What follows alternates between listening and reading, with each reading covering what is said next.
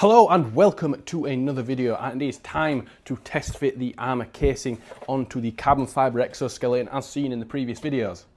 This is to make sure that none of the armour casing is actually going to clash when I move around, make sure I've still got good manoeuvrability into it. That way nothing will need to be modified once the composite armour is actually laid into these casings. Just before we go on with fitting the armour casing, I will point out that the spine has changed a little bit. I'm just testing whether fitting gas struts to the sides instead of elastic works better, as it should take out the sag that happens in the hips when there's too much arching in the back. So with that said, let's get these pieces mounted on. As we've already got one of the armour casings fitted from a previous video onto the forearm, we'll go on to the upper arm. Now I've already fitted this top half of the casing that covers the top of the actuator, but as you will see now, you can see how it fits on without that piece and how it fits over the actuator. So I've got these casings spaced out to 20mm and I'll just be glue gunning them on most likely to get them in position. As for the shin pieces, here we have the armour casings. I tried to make these as small as possible, but this ended up being the best size I could do. It goes on about to there. And then with that shin piece attached, we've got the quad piece. It goes over about to there. And that is both the shin and the quad piece mounted to the legs. And that is the arms fitted and the legs fitted. One thing's for certain is I definitely need to make a new frame to actually hang this on, ideally with some wheels so I can actually move around. It's all roughly fitting correctly. I have got two gaps though. I've got a gap at the ankles that you can see there. We'll see what it's like when I've got it on. I might end up extending this piece out before laying the composite armour into it. And equally, if we go up to the arm, you can see we've got a gap at the bottom of the actuator. The upper part is obviously fit correctly because it's fitting around the actuators at the top. But I've got about 1.5 inch gap there, so I might redo these pieces and extend them down further. And there we have the back piece mounted on some blocks of foam for now, just to make sure that I've got the distance correctly. And then just 2 bolts onto the back exoskeleton. And then we'll see how it looks with the chest piece mounted down.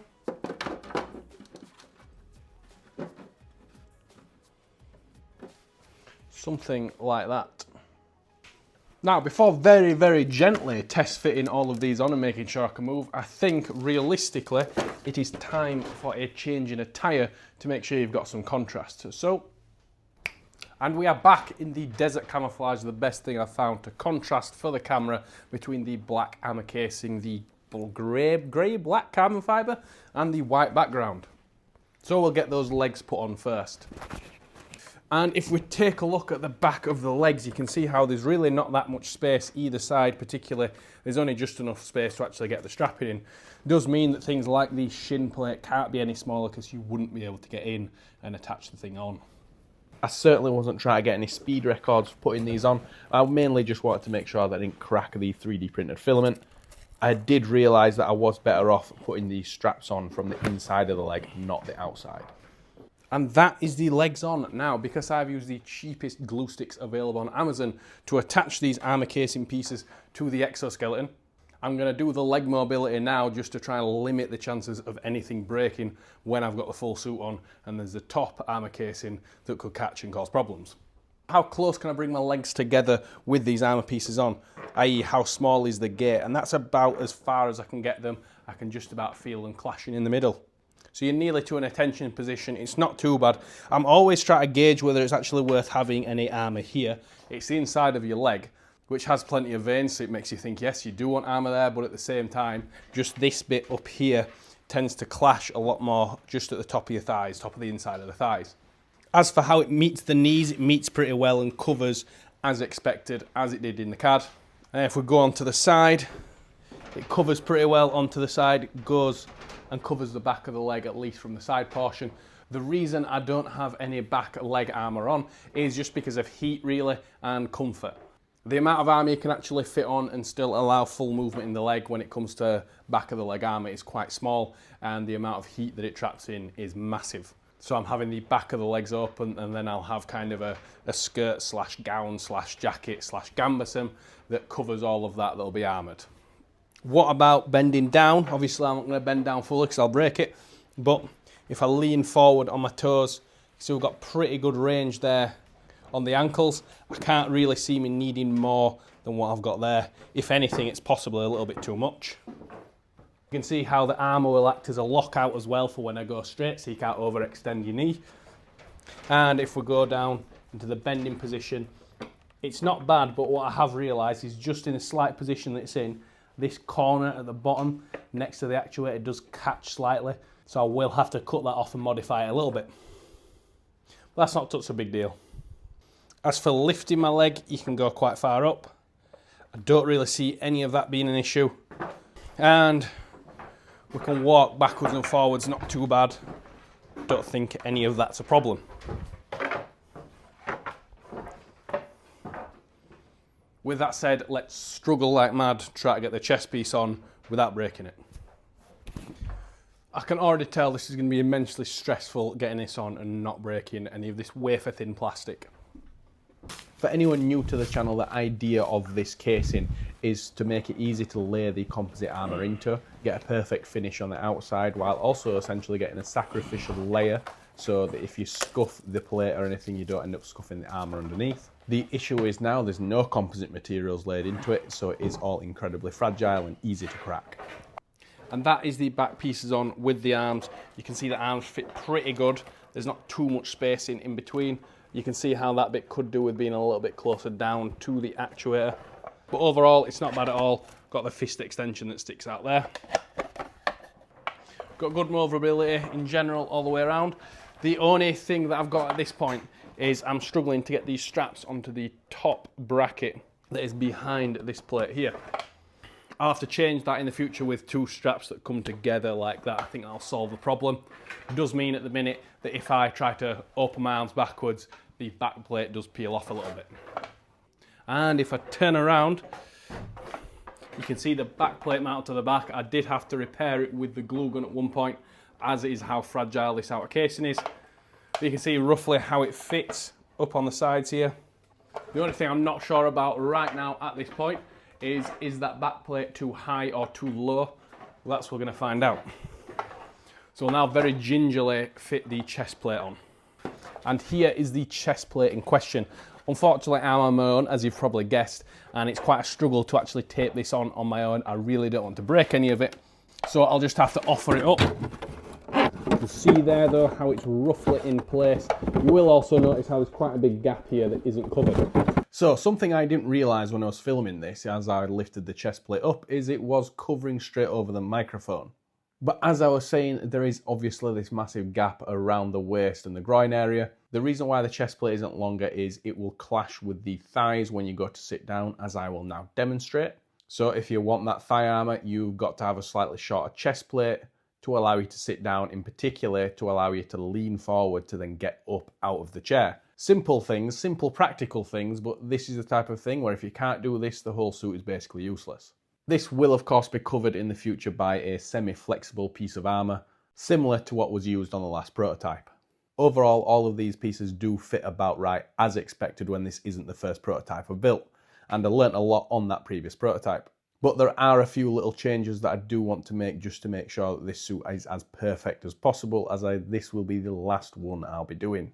But first, it is time to see if we can actually fit through a regular doorway, as just like not being able to sit down properly, if you can't get through a doorway, the suit is completely useless.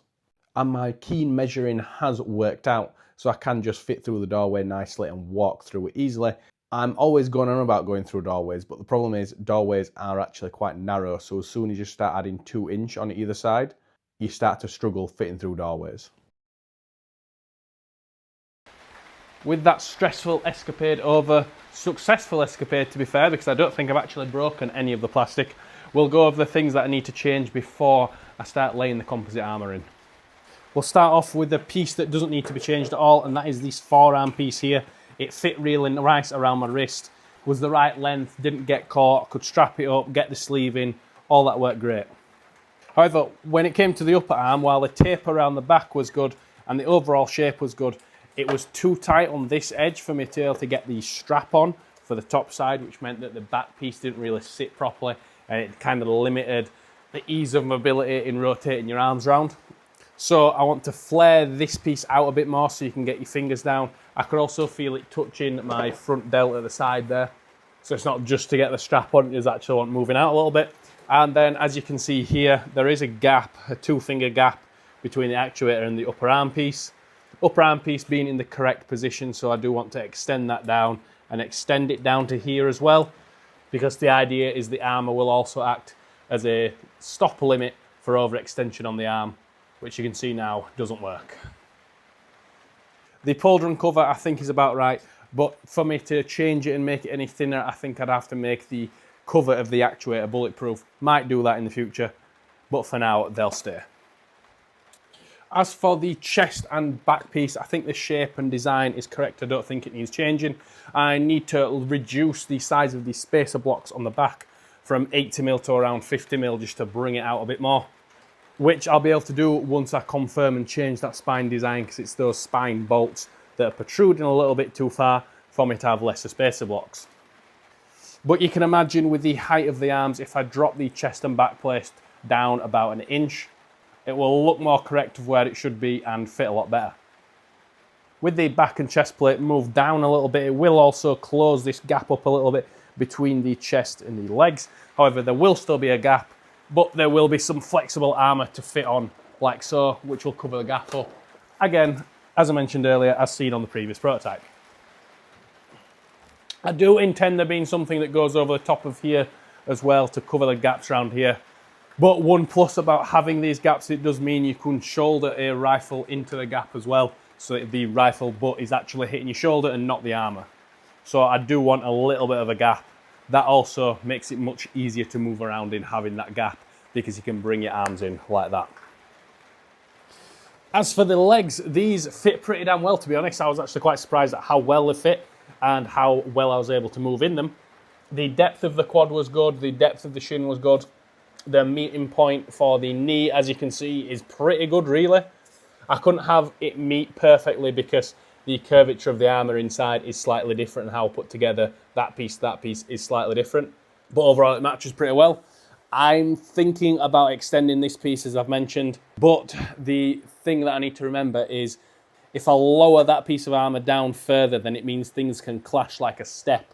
If there's a step or a curve that comes up next to the side of the foot, if I lower the plate down, then it'll clash on it, and that's the type of practical issues you can have if you have long shin armour that goes all the way to the floor. With that precarious little test fit done, the next video for this will be either a composite armour video or an actuator video, depending on how long it takes me to organise each. There's also some other stuff coming on the channel, so if you would like to please like and subscribe, I'd be very grateful. And if you'd like to support the channel, the best thing you could do is if there's any groups or anything you wanted to share this video on, that'd actually be the best thing to help the channel grow. With that said, thank you very much for watching, and I hope you have a great day.